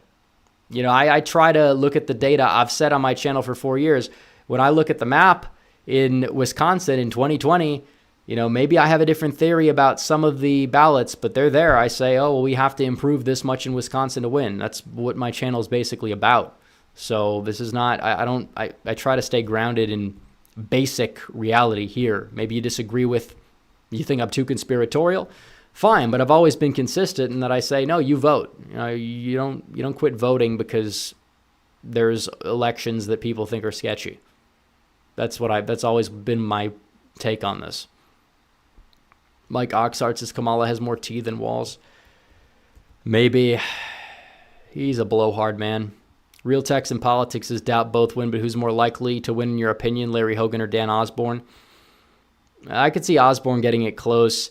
Just because he's an independent, I'd have to pick him. But, Hogan, he's polling well, but, Senate races, if this was a midterm year, he'd have a much better shot if he had a strong Republican candidate, for governor. But right now, I just don't see it.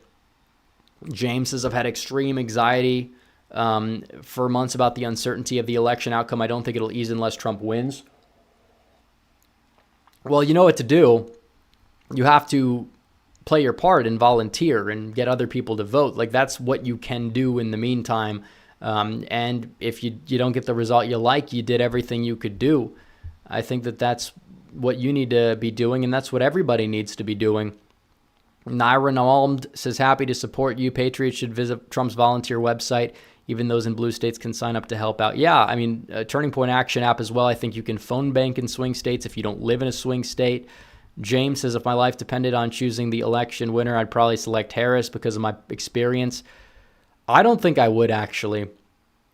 And there is PTSD, but I genuinely believe Donald Trump is going to win this election. But it's not over, is what I'm saying. Like, what's going to... Because you talk about all the events for Harris. She gets all the positive press, the response bias that comes from that in the polling. Now it's wearing off, and even applying a tenth of the past polling errors in some states, Trump is up in enough to get the win.